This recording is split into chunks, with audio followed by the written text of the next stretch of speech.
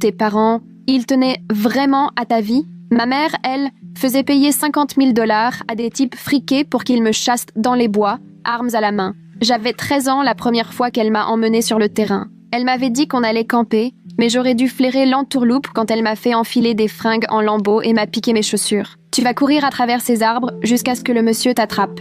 Elle a expliqué en désignant un type qui préparait une arbalète. Si tu atteins la route avant la nuit, on rafle la mise. Si t'es trop lente, pas d'argent. Tu piges? Au début, j'ai cru à une sale blague. Jusqu'à ce qu'elle me pousse vers la lisière et que le gars commence à décompter à partir de 10. Cette première chasse, je l'ai passée à filer à l'aveuglette à travers les branches qui m'ouvraient les pieds, des flèches sifflantes à mes oreilles. Je me suis planquée 3 heures dans un tronc creux, à l'entendre piétiner partout en m'appelant « petit lapin » jusqu'à ce que le chrono sonne. Maman a encaissé l'argent, m'a félicité, mais a ajouté « La prochaine fois, il faudrait mettre un peu plus de piment. Donne-leur une vraie traque, qu'ils aient l'impression de s'être battus pour leur fric. » Sur le chemin du retour, elle s'est arrêtée au McDo comme si on rentrait d'un match de foot, pas comme si j'avais risqué ma peau pour de l'argent. Les chasses sont vite devenues mensuelles. À chaque fois, des hommes différents, des armes différentes, des règles qui changeaient. Certains avaient des fusils, d'autres des arcs, parfois juste des couteaux et leurs mains. Maman me préparait comme un coach sportif. Elle m'apprenait à zigzaguer, à brouiller mes traces, à me camoufler avec de la boue, à retenir ma respiration. Elle achetait des bouquins sur les techniques d'évasion militaire et me les faisait réciter par cœur. « Morte, tu ne me sers à rien », répétait-elle en dessinant des plans d'évasion. « Alors ne fais pas d'idiotie. » J'ai tenté de me barrer après la 4e chasse, mais elle avait tout prévu. Elle m'a montré des photos volées de moi, recadrées pour être compromettantes. « Si je balance ça à la police en disant que t'es une fugueuse qui se prostitue, tu sais où tu finis? Direct ici, mais cette fois, sans la traque, juste vendue au plus offrant. » J'ai essayé de me confier à une prof, mais ma mère avait déjà raconté partout que j'étais une mythomane avec des délires violents. Elle m'avait même collé une psy qui notait gentiment mes fantasmes de fillette pourchassée. Personne ne voulait croire la vérité. L'histoire officielle était trop bien ficelée. À la 8e chasse, j'étais devenue une vraie pro de la survie. Je savais quels arbres grimper, où marcher sans laisser de traces, comment masquer mon odeur avec l'eau du ruisseau. J'ai pété la cheville d'un type en l'attirant dans un vieux piège à ours que j'avais retendu. Un autre s'est tiré une balle dans le pied parce que j'étais revenue en arrière sur mes pas. Maman a alors augmenté le tarif, vendant la proie expérimentée, me présentant comme un vrai challenge. Elle a acheté des caméras à vision nocturne pour organiser des chasses de nuit. La 10e fois, j'ai failli y rester. Le type était un militaire aguerri. Il m'a attrapée en moins d'1 heure. Si j'ai survécu, c'est parce que j'ai fait la morte après qu'il m'a étranglée jusqu'à l'évanouissement. La 11e, c'était un vieux banquier au cœur fragile. Ça aurait dû être facile, mais il avait ses propres règles. Il ne voulait pas m'attraper, juste me blesser et me regarder ramper. J'ai encore la cicatrice de sa flèche dans le mollet. Après ça, j'ai dit à maman que c'était fini, qu'elle n'avait qu'à me tuer elle-même. Elle a rigolé et m'a sorti la prochaine réservation. Le mois prochain, c'est spécial, ma chérie. Chasse en équipe. 5 hommes, plusieurs armes et la dernière fille debout. Elle avait trouvé une autre gamine à faire chasser avec moi. Soit vous vous en sortez toutes les deux, soit aucune. Cette fois, ils veulent du sang. Elle m'a montré la photo de l'autre fille, à peine 11 ans, clairement une gamine piégée dans un trafic. Ma mère s'était associée à encore plus pourri qu'elle. Le business tournait à plein régime. Je me suis mise à préparer ma fuite. Pendant les courses, je piquais de la corde, du fil de pêche, des lames. J'explorais la forêt pour repérer de nouvelles planques et j'essayais quelles plantes pouvaient servir de poison pour les pointes. Je n'avais plus l'intention de juste courir. Le matin de la 13e chasse, maman m'a emmenée en repérage sur le terrain. Au lieu de ça, j'ai installé mes pièges. Du fil de pêche à hauteur de gorge, des branches taillées en pieux. Maman, trop absorbée par son téléphone à compter l'oseille, n'a rien capté. L'autre fille est arrivée au crépuscule, terrorisée, pendant que son accompagnateur marchandait avec ma mère. J'ai tenté de croiser son regard, mais elle était tétanisée. Maman nous a fait nous déshabiller, enfiler des robes blanches identiques pour qu'on soit bien visible,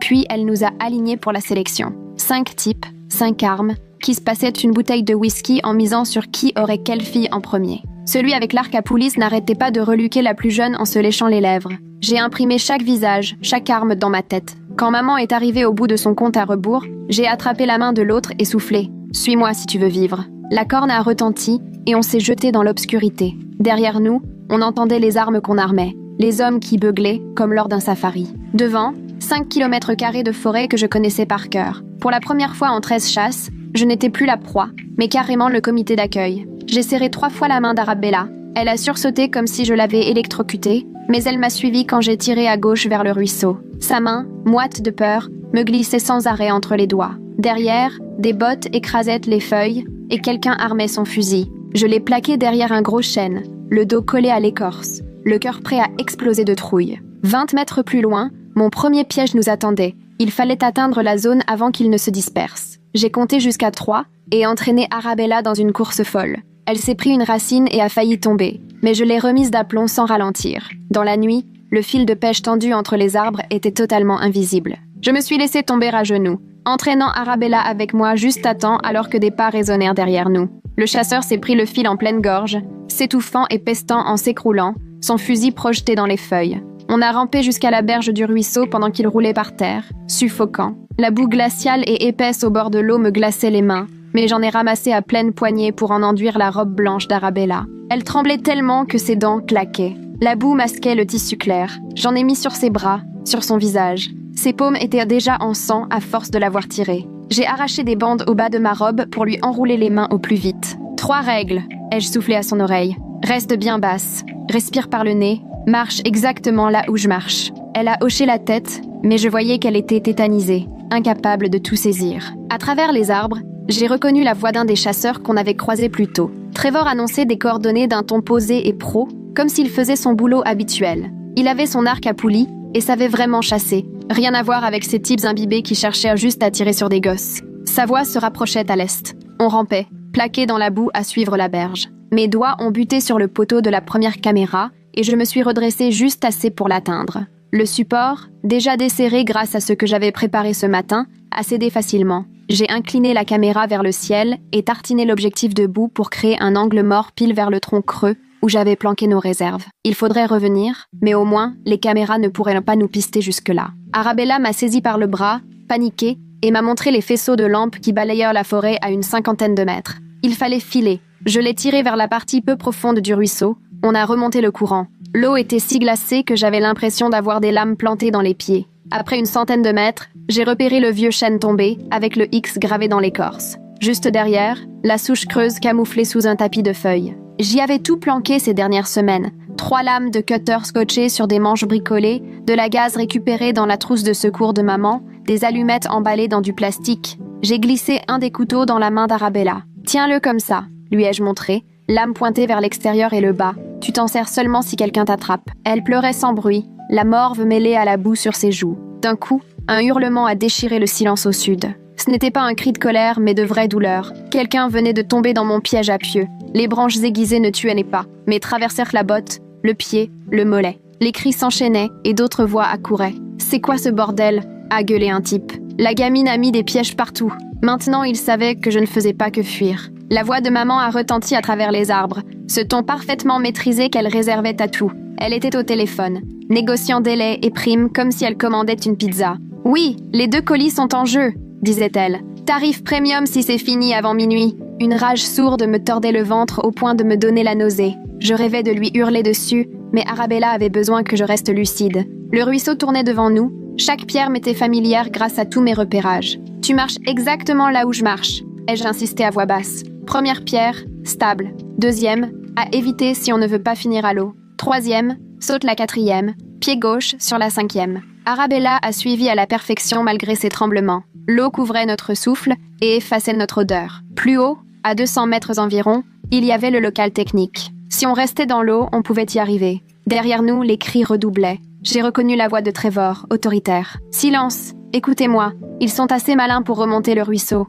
Comment maman avait-elle pu trouver des gens prêts à payer pour chasser des enfants ? Former sa propre fille à survivre tout en organisant ses chasses, c'était d'une perversité sans nom. Je me demandais si elle avait appris tout ça quelque part ou si elle avait tout inventé pour gagner plus. Vous deux, remontez la rive nord. Nous, on prend le sud. » Son calme me glaçait plus que les hurlements. À l'embranchement du ruisseau, j'ai marqué un temps d'arrêt. À gauche, c'était plus court et je connaissais tous les abris. À droite, c'était plus long, mais on serait bien mieux caché. Arabella, main minuscule et glacée dans la mienne, me faisait une confiance absolue alors qu'on se connaissait à peine. Le choix était évident. On resterait ensemble, coûte que coûte. Je ne la lâcherais pas. On a pris à droite, avançant tout doucement dans l'eau gelée. Arabella a glissé sur une pierre pointue, s'est entaillé le genou assez profondément. Son sang s'est mêlé au courant le temps que je la tire derrière un gros rocher, à l'endroit où la berge tournait. J'ai sorti la gaze de ma poche et serré fort autour de la plaie, tout en lui montrant nos signaux. Une pression pour s'arrêter, 2 pour signaler un danger, 3 pour foncer. Elle a fait 2 pressions, elle avait compris. La blessure n'était pas grave, mais ça saignait assez pour laisser une piste si on n'y prenait pas garde. J'ai mis mes mains en porte-voix et j'ai reproduit ce sifflement que maman m'avait appris pour rendre les chasses plus excitantes. Le son a résonné sur les rochers et les arbres, bien à l'ouest de notre vraie position. 2 chasseurs se sont mis à s'engueuler sur la direction du bruit. Leurs voix rebondissaient dans la forêt, impossible de savoir où ils étaient là vraiment.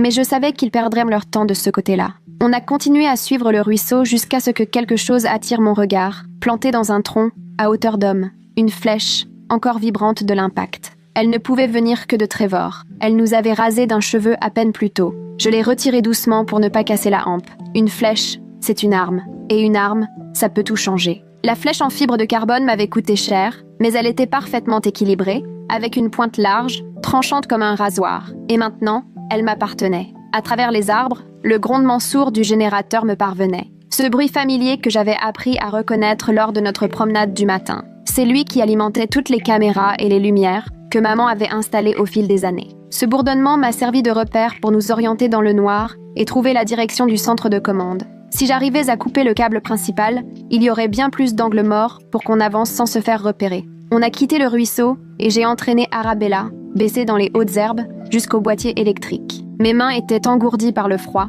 mais j'ai tout de même réussi à sortir la lame de cutter pour scier le gros câble qui alimentait les caméras à l'est. La gaine en caoutchouc était coriace. Mes doigts gelés glissaient sans arrêt dessus, mais à force d'acharnement, la lame a fini par entamer le cuivre. Il y a eu des étincelles, et d'un coup, 5 voyants de caméra se sont éteints, créant ce couloir d'ombre dont on avait besoin pour filer vers la clôture nord. Immédiatement, les chasseurs se sont mis à hurler, oubliant toute discrétion. Ils n'avaient pas prévu de rencontrer de résistance et leur façon de communiquer devenait embrouillée, sûrement parce qu'ils étaient frustrés ou avaient trop bu. J'ai compté 4 voix distinctes, ce qui voulait dire qu'un d'eux restait silencieux, peut-être pour tenter de nous prendre à revers. Et ça, c'était encore plus inquiétant que les autres. Derrière un chêne abattu, j'ai repéré une des caméras pièges que maman avait fixées près du sol, pour pouvoir nous filmer lorsqu'on se déplaçait à 4 pattes ou qu'on se cachait. La carte SD était toujours là, je l'ai glissée dans ma poche avec 2 autres ramassées dans le coin, des preuves pour plus tard, si jamais on s'en sortait. Arabella m'a attrapée par la manche et a soufflé ses premiers mots depuis le début de notre fuite. « Ma sœur », a-t-elle murmuré si doucement que j'ai failli ne pas l'entendre. « Il fera du mal à ma petite sœur si je ne lui rapporte pas d'argent. »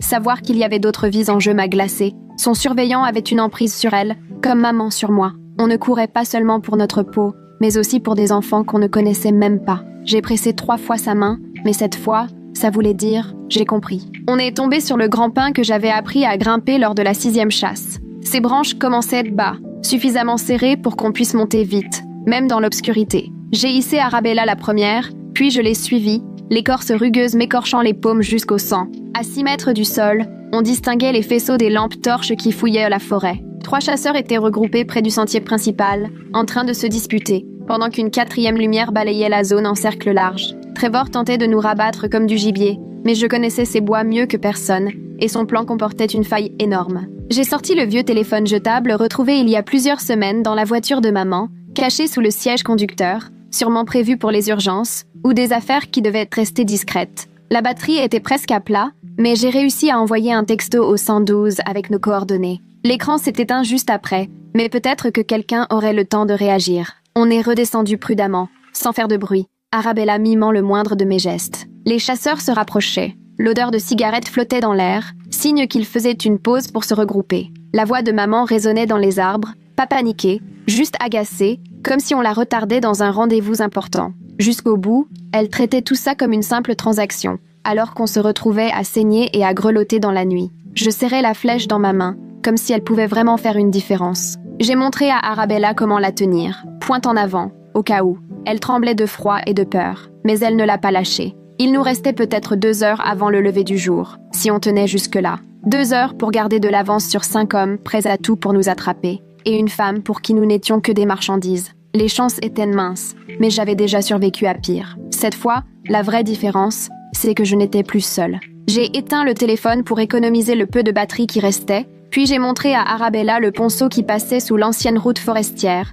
à environ 800 mètres plus au nord. Le tunnel de béton nous abriterait des caméras et nous permettrait d'avancer sans être vus. Elle a acquiescé d'un signe de tête et on s'est faufilé à travers les broussailles, accroupis, en profitant des grandes fougères pour nous cacher. Mes pieds connaissaient chaque racine, chaque pierre du chemin, à force de répéter les parcours avec maman en plein jour. On était à une 50aine de mètres du ponceau quand j'ai entendu des branches cassées à notre gauche, tout près. Quelqu'un fonçait droit sur nous. Un chasseur armé d'un couteau a surgi, le visage rouge et haletant de sa course. J'ai ramassé une poignée de boue détrempée et lui ai lancé en plein visage avant qu'il ait le temps de réagir. Il a juré, reculé, cherchant à s'essuyer les yeux, et je l'ai poussé de toutes mes forces vers le champ de pieux que j'avais préparé plus tôt dans la journée. Son élan l'a projeté en arrière, il a basculé sur les pieux taillés, poussant un cri déchirant. Ils lui ont traversé la cuisse et l'épaule, profondément mais sans toucher d'organe vital. Le sang s'est répandu sur son pantalon et sa veste, mais il respirait encore et bougeait. J'ai attrapé Arabella par le poignet pour qu'elle voie la couleur de sa peau et la façon dont il respirait. Son visage blêmissait, son souffle devenait rapide et superficiel, tous les signes du choc, comme maman me l'avait appris après la crise cardiaque du banquier lors de la 11e chasse. J'ai montré à Arabella comment prendre le pouls dans le cou pour qu'elle sache reconnaître un choc, savoir si quelqu'un est en train de mourir ou juste blessé. On l'a laissé là, conscient mais coincé, son couteau perdu quelque part dans les feuilles, hors de portée. J'ai trébuché sur une racine cachée sous les feuilles mouillées et ma cheville s'est tordue violemment. Une douleur aiguë a remonté toute ma jambe, comme si un tison ardent s'y enfonçait. J'ai essayé de prendre appui, je pouvais marcher, mais courir allait devenir un véritable calvaire. J'ai arraché d'autres bandes au bas de ma robe blanche pour serrer ma cheville du mieux possible. La pression m'aidait, mais chaque pas m'infligeait une nouvelle décharge qui remontait jusqu'aux genoux. J'ai sorti la corde glissée à ma ceinture pour l'enrouler autour de la flèche que j'avais récupérée plus tôt dans l'arbre. J'ai bien serré la corde à une 30aine de centimètres de la pointe, fait un nœud solide, puis testé l'ensemble. Ce n'était pas particulièrement élégant, mais au moins j'avais maintenant de quoi maintenir nos poursuivants à distance. La pointe était toujours aussi affûtée, et c'était bien tout ce qui comptait pour ce qui nous attendait. Au loin, une sirène s'est fait entendre, à 1 ou 2 kilomètres peut-être. Pompiers, secours, ou même la police si quelqu'un avait vu mon message. Mon cœur s'est serré, partagé entre l'espoir et l'angoisse. Même si de l'aide arrivait, rien ne disait qu'elle serait là à temps. Le bruit de la sirène restait constant, ni plus proche ni plus lointain, comme si le véhicule s'était arrêté quelque part. Le klaxon de maman a retenti,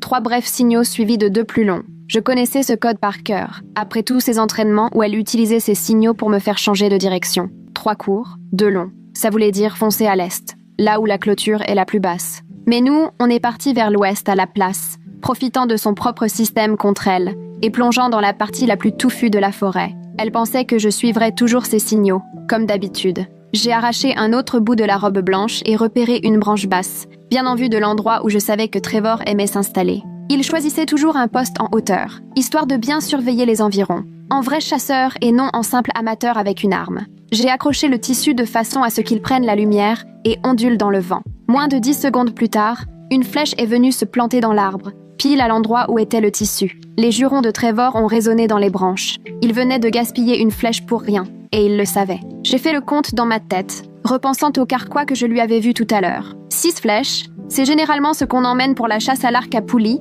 et c'était déjà la 3e qu'il utilisait cette nuit. Il lui en restait 3, sauf s'il avait pris une réserve.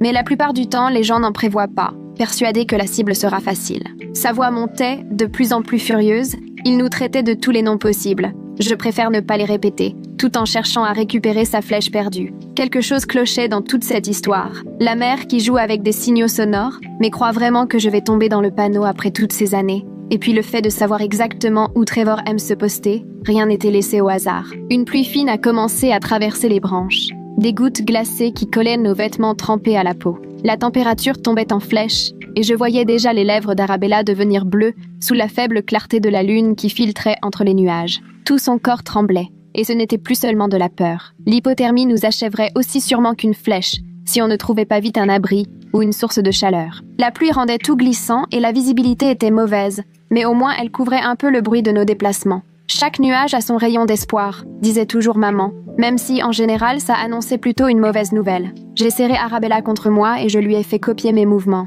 Des jumping jacks silencieux pour faire circuler le sang. Ça me lançait à la cheville, mais mieux valait avoir mal que de finir gelée. J'ai passé mes bras autour d'elle, la gardant collée à moi, alors qu'on frissonnait toutes les deux, essayant de partager la maigre chaleur qu'il nous restait. L'abri de jardin se trouvait à une 50aine de mètres à travers les arbres, et je savais que le cadenas était déjà cassé. Je l'avais vérifié ce matin pendant la tournée de maman. On a avancé ensemble dans la boue et les feuilles détrempées, nos pieds nus faisant des bruits de succion étouffés par la pluie. La porte a grincé en s'ouvrant et, à l'intérieur, j'ai remis la main sur la boîte que j'avais repérée plus tôt, contenant des cartes SD de secours pour les caméras, ainsi qu'une enveloppe bien garnie de 300$ en petites coupures, la caisse de maman. J'ai tout glissé dans ce qui restait de la poche de ma robe pendant qu'Arabella se collait contre le mur. À travers les interstices du bois, j'ai vu Trevor s'approcher, lentement, prudemment, l'arc bandé, balayant les arbres du regard selon un schéma qui allait le faire passer juste devant nous. On a retenu notre souffle, écrasé contre le mur du fond, mon cœur battant si fort que j'ai cru qu'il allait l'entendre. 30 secondes qui ont semblé durer une éternité, puis il a fini par s'éloigner vers le ruisseau. En sortant de l'abri, je me suis rappelé la plante dont maman m'avait parlé pendant un de ses entraînements, celle qui provoquait des démangeaisons insupportables si on touchait ses feuilles. J'ai repéré un carré qui poussait non loin du sentier, j'ai broyé des poignées de feuilles entre deux pierres, et j'ai étalé la pâte verte en travers du passage étroit, là où les chasseurs passaient habituellement. Un claquement métallique a retenti dans la forêt, suivi de cris à glacer le sang. Je savais que ça voulait dire que quelqu'un venait de tomber sur le vieux piège à ours que j'avais réarmé près de la limite sud. Au milieu des hurlements, j'ai entendu un objet en plastique heurter des pierres, rebondir et rouler. Un talkie-walkie bon marché était tombé à une 20aine de mètres à peine, et je l'ai attrapé avant que quiconque ne le voie. La voix de maman est passée, limpide et glaciale, ordonnant de déplacer le 4x4 pour bloquer la sortie nord, coordonnant les positions comme si elle dirigeait une opération militaire, alors qu'elle n'était sûrement qu'à une centaine de mètres, vu la façon dont sa voix résonnait entre les arbres. J'ai appuyé sur le bouton et prononcé 5 mots, distinctement, à l'aide, enfants, hommes armés chasse. Puis j'ai lancé la radio de toutes mes forces dans la direction opposée à la nôtre, l'entendant rebondir entre les branches avant de heurter quelque chose de massif. Les pas de Trevor ont aussitôt changé de direction. Il s'est précipité vers l'endroit où la radio avait atterri, tout en alertant les autres qu'il avait entendu du bruit. On a profité de la diversion pour se glisser par la brèche qu'ils venaient de laisser dans leur dispositif, baissé, filant vers l'ancienne piste forestière. Le conduit qui passait en dessous représentait notre meilleure chance de franchir la ligne sans être repéré, même s'il était à moitié inondé par toute cette pluie. Nous nous sommes allongés sur le ventre et avons commencé à ramper, le béton râpant nos coudes et nos genoux, dans une obscurité si dense que je ne distinguais même pas ma main à quelques centimètres de mon visage. Arabella s'est mise à respirer trop vite, poussant de petits gémissements qui trahissaient sa panique imminente. J'ai dû stopper notre progression dans ce tunnel noir, l'eau traversant ce qui restait de nos vêtements, et j'ai commencé à compter lentement à voix haute, de 1 à 10, encore et encore, pour qu'elle essaie de caler sa respiration sur la mienne. Si elle perdait son sang-froid et se mettait à hurler, on était fichus. Alors j'ai gardé une voix la plus posée possible, même si j'avais l'impression que ma poitrine allait éclater. Compter lui a permis de se calmer, et au bout d'une minute, sa respiration est redevenue assez régulière pour qu'on puisse continuer d'avancer dans le tuyau. Mes doigts étaient si engourdis que je ne sentais presque plus le béton, mais j'ai continué à nous entraîner à travers l'eau et la boue. À l'autre extrémité du conduit, on a débouché dans des broussailles épaisses de l'autre côté de la piste, et on s'est péniblement hissé dehors, couverte de boue, tremblante au point que j'avais du mal à tenir debout. À travers les arbres, je voyais le balayage des faisceaux des lampes torches dans la forêt pendant que les chasseurs essayèrent de comprendre où nous avions disparu. Le coup du talkie nous avait fait gagner peut-être 5 minutes, mais ils comprendraient en vite que nous n'étions pas là où la radio était tombée. Ma cheville, tordue plus tôt, était enflée et me lançait à chaque pas, mais il était hors de question de s'arrêter. S'arrêter, c'était signer notre arrêt de mort. Arabella restait collée à moi, calant son allure sur la mienne, et je voyais bien qu'elle était morte de peur. La pluie redoublait, emportant la boue de notre peau, mais rendant chaque pas plus glissant, plus incertain. Il nous fallait absolument trouver une meilleure cachette avant qu'ils ne réalisent qu'on avait franchi leur périmètre et qu'ils élargissent leurs recherches. Les arbres devenaient plus serrés, offrant davantage de recoins où se dissimuler, mais compliquant chaque mouvement. J'entendais la voix de maman au téléphone, parler de retard, de complications et de clients impatients. L'écouter évoquer notre mort avec son ton froid d'affaire me donnait la nausée. Mais j'ai ravalé mon angoisse et continué à entraîner Arabella dans la nuit. C'est là que la clôture est apparue, entre les troncs, et mon cœur s'est serré en apercevant la caméra fixée sur le poteau du portail, son voyant rouge clignotant dans l'obscurité. C'était la seule caméra que je n'avais pas pu désactiver ce matin-là, trop haute et trop visible depuis la place habituelle de maman. La chaîne qui enroulait le portail semblait solide, mais la clôture elle-même n'était qu'un grillage, peut-être plus simple à découper. J'ai sorti les lames de cutter que j'avais scotchées ensemble plus tôt et me suis mise à scier un fil de fer près du sol, à l'endroit où nous pourrions nous glisser.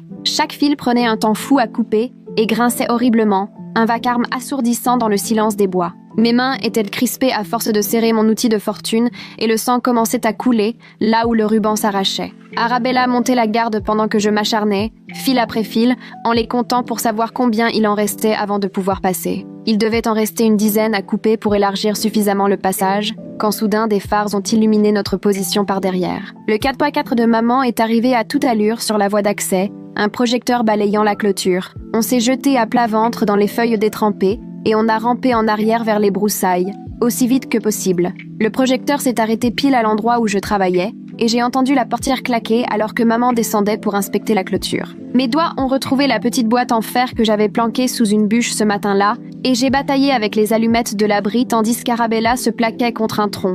Les aiguilles de pain sèche se sont embrasées dès que j'ai craqué l'allumette, mais les branches mouillées ajoutées n'ont produit qu'une épaisse fumée grise, sans flamme. La fumée a dérivé vers la clôture, et maman s'est mise à tousser en reculant, pendant que j'attrapais la main d'Arabella pour nous éloigner encore plus dans les bois. En dévalant une pente boueuse, ma cheville blessée a fini par céder complètement, se tordant sur le côté dans un craquement écœurant. J'ai dû mordre ma lèvre pour ne pas hurler, sentant le goût du sang et une brûlure fulgurante remonter tout mon membre. Arabella a tenté de m'aider à me relever, mais elle n'en avait pas la force, et on a fini toutes les deux au fond du ravin. La voix de Trevor s'est alors élevée au-dessus de nous, calme, posée, comme s'il négociait un contrat plutôt que notre sort. 10 000 de plus si je peux faire ça proprement, a-t-il lancé. Pas de souffrance, juste rapidement, c'est tout. Sa voix, froide et mécanique, rendait la scène encore plus terrifiante qu'un accès de violence. Je l'entendais longer le bord du ravin à la recherche d'un passage, tandis que je serrais dans ma main la lance de fortune que j'avais bricolée plus tôt. Des branches mortes formaient un écran naturel au-dessus de nous,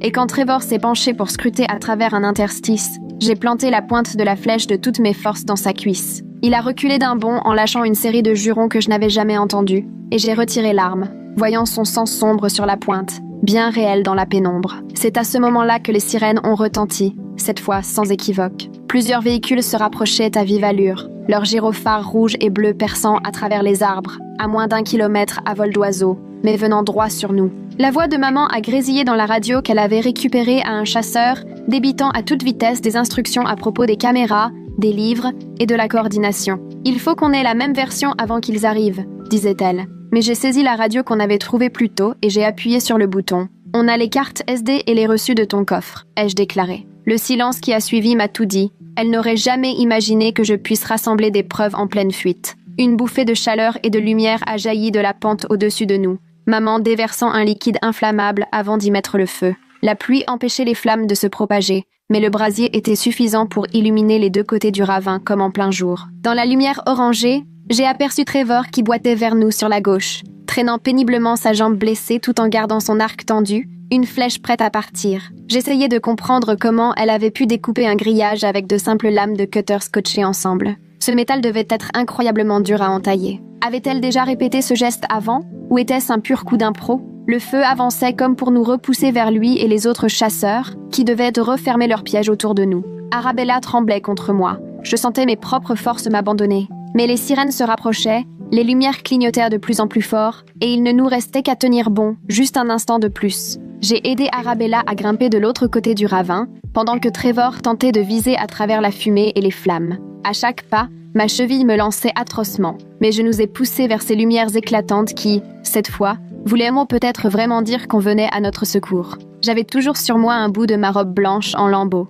Je l'ai sorti, et debout derrière des branches mortes, je l'ai brandi bien haut pour attirer l'attention des gyrophares. Mes jambes tremblaient à tel point que je tenais à peine debout, mais je faisais des signes avec ce chiffon sale comme si ma vie en dépendait. C'était le cas. Arabella m'a serré la main de toutes ses forces, et on est resté là, à découvert, attendant de voir si Trevor ou un autre allait nous abattre d'une flèche avant que les policiers comprennent enfin la situation. Les lumières se sont rapprochées, j'ai entendu des portières claquer, puis des voix, des vraies, celles de l'autorité. Pas des chasseurs imbibés, ni le ton commercial de ma mère, mais des policiers qui posèrent des questions.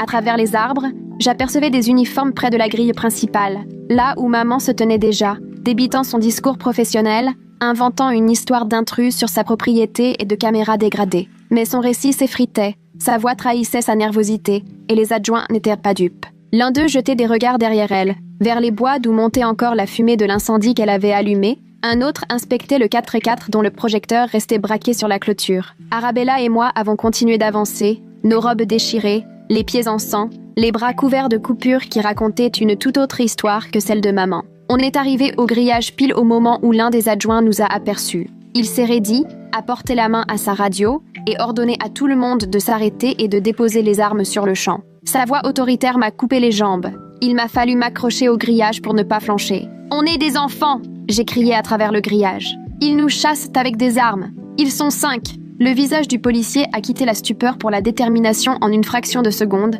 Il demandait déjà du renfort pendant qu'un autre s'avançait vers la grille. Maman a tenté de lui barrer le passage, mais il l'a contourné pour s'attaquer au cadenas alors qu'elle continuait de parler de propriété privée et de malentendus. 2 adjoints ont franchi la clôture. Un est resté avec nous, s'assurant qu'on n'avait pas besoin de soins urgents tout en gardant un œil sur la lisière de la forêt. En quelques minutes, ils ont arrêté l'homme du piège à ours, la jambe entourée d'une chemise pour stopper l'hémorragie, qui répétait qu'il voulait un avocat. Trevor, voyant les policiers arriver, a tenté de s'enfuir, mais sa blessure à la cuisse l'a vite ralenti. Ils l'ont intercepté avant qu'il ne fasse 20 mètres. Tout est devenu un chaos organisé, les radios grésillaient, d'autres sirènes retentissaient, on énonçait leurs droits aux chasseurs tandis que maman restait plantée là, son téléphone collé à l'oreille, cherchant désespérément quelqu'un à joindre. Une autre voiture s'est arrêtée. Un homme plus âgé en costume en est descendu, traversant le tumulte comme s'il avait déjà vécu ça 1000 fois. « Inspecteur McManus », s'est-il présenté, avant de prendre les choses en main pendant que les autres s'effaçaient. Il a tout de suite appelé les ambulances,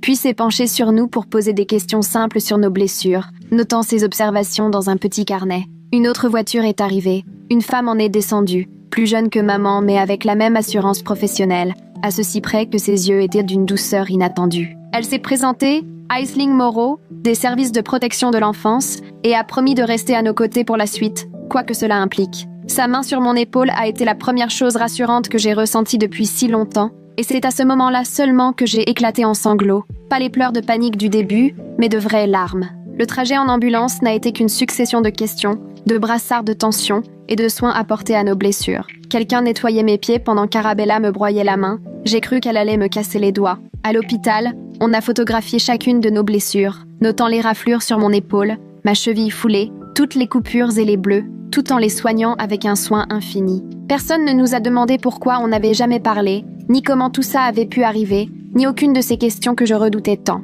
On s'est simplement occupé de nous, tout a été consigné, et ils ont veillé à ce qu'on soit enfin en sécurité. J'ai sorti de ma cachette, bien planquée sous mes vêtements, les 3 cartes SD que j'ai remises au lieutenant McManus avec l'enveloppe de billets trouvée dans la cabane. Puis j'ai demandé une feuille et je lui ai dessiné de mémoire le plan exact des caméras, les emplacements, pendant qu'il m'observait d'un air impénétrable. Il a appelé tout de suite depuis la chambre d'hôpital pour faire récupérer le système d'enregistrement avant que quiconque ne puisse y toucher ou tout effacer. On a amené maman pendant que je passais une radio de la cheville, mais je l'entendais de l'autre côté du mur, exiger un avocat, refuser de répondre. Quand on l'a fait passer menotter devant ma chambre, je croyais ressentir un choc, de la satisfaction, du soulagement ou même de la colère. Mais au fond, tout ce que je ressentais, c'était le vide et une immense fatigue, comme si j'avais couru des années et que je pouvais enfin m'arrêter. Le lieutenant est revenu pour m'annoncer qu'ils avaient assez de preuves pour la garder sous les verrous sans caution et que les autres chasseurs étaient tous sous surveillance, certains à l'hôpital pour des soins, d'autres déjà au commissariat. Il a assuré qu'il y aurait d'autres questions plus tard, mais que pour l'instant, nous étions en sécurité et c'était tout ce qui importait. Aisling était resté à nos côtés tout du long, expliquant qu'on allait nous trouver un endroit sûr pour vivre et qu'on n'aurait pas à retourner à notre ancienne vie. Elle a sorti un dossier, s'est installée près de moi et a commencé à m'expliquer comment tout allait se passer, me montrant des papiers sur le placement d'urgence, pendant qu'Arabella, assise à côté de moi, me serrait la main. Aisling a dit qu'il faudrait nous séparer au début, c'était pour notre sécurité, mais j'ai insisté, expliquant qu'Arabella devait sentir qu'elle n'était pas abandonnée. Après 20 minutes à discuter, Aisling a passé quelques coups de fil et a finalement obtenu qu'on puisse se voir 2 fois par semaine sous surveillance. L'infirmière est revenue examiner ma cheville, et par la fenêtre, j'ai vu arriver les camions des chaînes d'infos. Les journalistes se massaient déjà devant, comme des vautours. Le lieutenant McManus est allé leur parler lui-même. Je l'ai vu indiquer la sortie du parking tout en s'adressant aux caméras. Ils ont reculé leur voiture, mais continuaient à filmer de l'autre côté de la rue. Aisling nous a rassurés. Nos noms et nos visages ne pourraient pas être montrés à la télé, puisqu'on était mineurs. 3 jours plus tard, ils ont organisé la comparution de maman devant le juge, qui a fixé sa caution à 2 millions de dollars, une somme qu'elle ne pourrait jamais réunir. Le même après-midi, Trevor s'est fait arrêter dans une clinique, alors qu'il tentait de se faire soigner la jambe sans attirer l'attention. L'infirmière avait reconnu son visage à la télé et a aussitôt prévenu la police. Peu à peu, les autres chasseurs se sont mis à négocier avec le procureur, chacun essayant de sauver sa peau en dénonçant les autres. Le lieutenant McManus m'a emmené dans une petite salle au commissariat, où j'ai tout raconté, avec Aisling à mes côtés. Je me suis tenue aux faits, aux lieux, aux horaires, sans jamais donner mon avis ou parler de ce que je ressentais, juste les événements, froidement. Le lieutenant hochait la tête et prenait des notes, surtout quand je lui montrais les preuves que j'avais rassemblées. Il m'a dit que les cartes SD et mon plan des caméras seraient des éléments essentiels pour l'enquête. 2 mois se sont écoulés lentement, rythmés par les auditions, les réunions et les nouvelles déclarations, jusqu'à ce que l'avocat de maman la persuade finalement d'accepter un accord. 15 ans minimum de prison fédérale, sans jamais pouvoir approcher d'enfants. Trevor a pris 8 ans pour agression armée, les autres écopaient entre 3 et 6 ans chacun, selon ce qu'ils avaient accepté. J'ai été placée chez un couple âgé, habitué de l'accueil depuis 20 ans. Ils m'ont laissé ma propre chambre, sans jamais chercher à m'obliger à parler. La femme m'a montré où tout se trouvait et m'a dit que je pouvais me servir quand je voulais. Arabella, elle, avait été envoyée dans un établissement spécialisé, à 2 départements d'ici, mais on avait nos 2 appels vidéo par semaine comme promis. Elle apprenait l'anglais à une vitesse folle et demandait sans cesse quand on pourrait enfin se voir pour de vrai. 6 mois après cette nuit dans les bois, je préparais le bac et je voyais une psychologue qui savait vraiment comment s'y prendre. Tous les matins, je courais mes 5 kilomètres avec de vrais baskets, sur des trottoirs où personne ne me pourchassait. Les cauchemars persistèrent la plupart des nuits, mais avec la thérapeute, j'apprenais à ne plus paniquer. Mon père d'accueil m'avait aménagé un petit atelier dans le garage pour que je puisse bricoler quand j'avais besoin de calmer mon esprit. 9 mois après, je n'étais pas guérie d'un coup de baguette magique. Le traumatisme ne s'efface pas comme ça, mais j'étais en sécurité, libre, et j'essayais de construire quelque chose qui ressemblait à un avenir. Arabella et moi avions prévu de nous retrouver le mois prochain, dans un centre de visite surveillé à mi-chemin. Sa famille d'accueil lui apprenait à cuisiner et elle voulait me préparer un plat spécial. J'économisais de quoi lui offrir du matériel à dessin, car elle passait son temps à croquer tout ce qu'elle voyait. Le procureur nous a dit que le procès pour la traite prendrait encore au moins 1 an, mais que je ne serais pas obligée de témoigner à moins d'en avoir envie. Maman avait tout perdu. La maison, les voitures, les comptes bancaires, tout était bloqué pour indemniser les victimes. Un journaliste avait tenté d'écrire un livre sur l'affaire, mais le juge a mis un terme à tout ça très vite. Ma routine, c'était de continuer à courir tous les matins, à voir la psy chaque semaine, à faire mes devoirs tous les jours. Je me suis parfois demandé pourquoi le lieutenant prenait les choses en main aussi vite, sans poser de questions sur la juridiction ou le fonctionnement de toute cette organisation de chasse. Le fait que tout le monde accepte notre version sans discuter me fait me demander quelles preuves ils avaient déjà et dont on n'a jamais entendu parler. Avancer, petit à petit, sans rien d'extraordinaire, juste des choses normales qui, après tout ça, prenaient un air immense. Ma psy disait que la guérison n'était jamais une ligne droite et qu'il y aurait forcément des jours plus difficiles. C'est vrai, mais les mauvais jours pesaient moins lourds et les bons se faisaient plus nombreux. Demain, j'avais un bac blanc et un entretien dans un magasin de bricolage. Rien d'exceptionnel, mais ces banalités me donnaient parfois envie de pleurer de soulagement. Arabella devait m'appeler demain soir. On parlerait de sa nouvelle école, de mes temps de course, de tout sauf de ce qui nous avait réunis. Petit à petit, on se fabriquait de nouvelles histoires, plus belles, plus rassurantes, même si on n'oublierait jamais complètement les anciennes. Merci d'avoir partagé ce moment avec moi, d'avoir creusé toutes ces questions ensemble aujourd'hui. J'aime vraiment réfléchir avec toi à tout ce qui nous passe par la tête. J'ai hâte de partager encore plus de curiosité avec toi très vite. Si tu es encore là, laisse-moi un commentaire. J'adore lire chacun de vos messages.